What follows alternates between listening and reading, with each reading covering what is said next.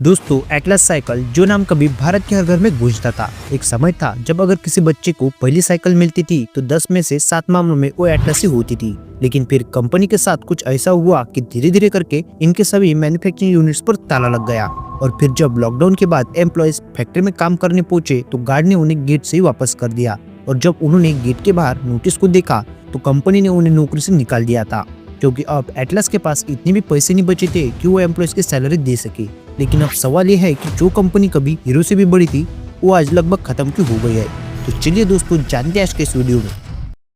तो दोस्तों, एक जमाना था जब साइकिल को भी लग्जरी माना जाता था और उस समय लोगों की पहली पसंद ही एटलस साइकिल हुआ करती थी, क्योंकि उस समय टूलर क्रांति अभी आई नहीं थी और देश को आजाद हुए सिर्फ 4 साल ही हुए थे।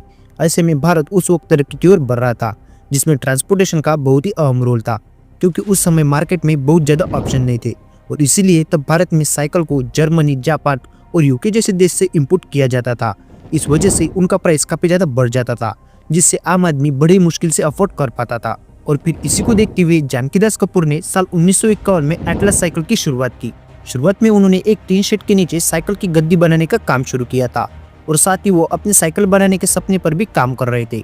और फिर साल 1952 में उन्होंने अपनी पहली साइकिल लॉन्च की और उस समय मार्केट में कोई कंपटीशन होने की वजह से एटलस ने खूब तरक्की की। और फिर उसी साल 25 एकड़ की जमीन खरीदकर वहां साइकिल मैन्युफैक्चरिंग के लिए एक फैक्ट्री की नींव भी रख डाली और इस कंपनी ने पहले ही साल 12,000 साइकिल का प्रोडक्शन भी किया। और फिर इसके बाद आया साल 1958, जब एटलस ने मिडिल ईस्ट, म्यांमार और अफ्रीका जैसे देशों में अपने साइकिल को इंपोर्ट करना शुरू कर दिया। दोस्तों, ये वही साल था जब हीरो साइकिल की शुरुआत हुई थी, लेकिन हीरो साइकिल के आने से एटलस की ग्रोथ में कोई कमी नहीं दिखी। इस समय एटलस की सेल्स अपने पीक पर थी और साल 1961 आते आते इस कंपनी ने 10 लाख से ज्यादा साइकिल को मैन्युफैक्चर करने का रिकॉर्ड भी बना दिया था। अब इतनी बड़ी सक्सेस के बाद भी कंपनी ने खुद को एक्सपेरिमेंट करने से नहीं रोका, जिसके चलते साल 1965 में ये देश की सबसे बड़ी बाइसिकल मैन्युफैक्चरिंग कंपनी भी बन गई थी।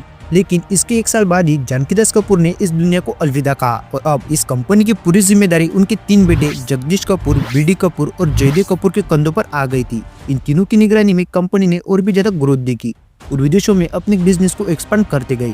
और फिर आया साल 1978, जब एटलस ने अपनी पहली रेसिंग साइकिल लॉन्च की। उस समय मार्केट में ऐसे कई ब्रांड आ चुके थे जिनकी साइकिल थोड़े समय यूज करने के बाद वो खराब हो जाती थी और जगह जगह से टूटने लग जाती थी। इसीलिए एटलस ने शुरू से ही खुद को strong, high quality cycle manufacturing के रूप में रिप्रेजेंट किया था। और फिर इसी मजबूती को देखते हुए साल 1982 में इसने एशियन गेम में पार्टिसिपेट किया, जिसे दिल्ली में आयोजित किया गया था।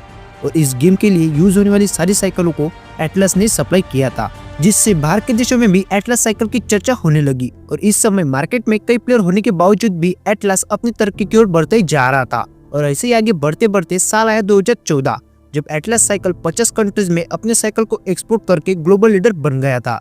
और वही इंडिया में भी इनके 4000 से ज्यादा डीलर्स का नेटवर्क था। लेकिन अब धीरे धीरे कंपनी को समझ आने लगा कि ग्लोबल लीडर का टैग जल्दी उनसे छीनने वाला है, इसलिए कंपनी ने अपनी रफ्तार बढ़ा दी। लेकिन साल 2000 में कंपनी के प्रेसिडेंट बीडी कपूर का देहांत हो जाता है और उनके अंडर में मालनपुर वाली यूनिट आती थी। अब उनके जाने के बाद उनकी कंपनी का सारा काम उनके बेटे अरुण कपूर ने संभाला। लेकिन साल 2001 में अरुण कपूर को 10,000 करोड़ की हेराफेरी के मामले में पकड़ा गया, जिसके चलते उनकी फैमिली में लड़ाई होने लगी और इसके बाद भी कई सारे इशू सामने निकल कर आने लगे।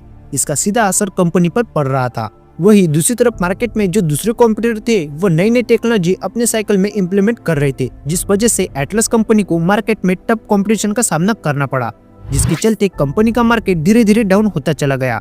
ऐसे में कंपनी ने अब एडवर्टाइजमेंट के लिए सुनील शेट्टी, अभिनव बिंद्रा, सानिया मिर्जा को अपना ब्रांड एम्बेसडर बनाया। साथ ही कंपनी का आईपीओ भी निकाला गया, जिसकी शुरुआत 40 रुपए रखी गई थी। अब एडवर्टाइजमेंट की वजह से धीरे धीरे कंपनी की सेल्स के अंदर थोड़ा थोड़ा इंक्रीमेंट देखने को मिला, जिस वजह से साल 2005 से लेकर साल 2009 तक कंपनी को थोड़ा बहुत प्रॉफिट हुआ, लेकिन ये प्रॉफिट पहले की तुलना में काफी कम था।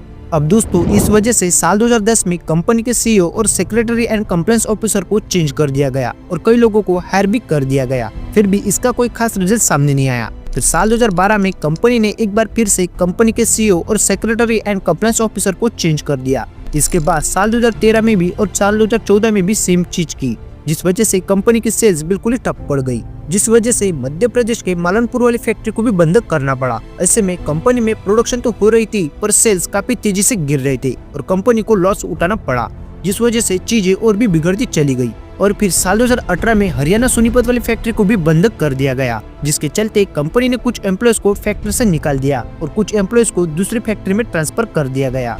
और फिर कोविड पैंडेमिक के बाद 3 जून 2020 को इंटरनेशनल डे को एटलस साइकिल की last manufacturing unit Sahibabad Uttar Pradesh को भी बंद कर दिया गया।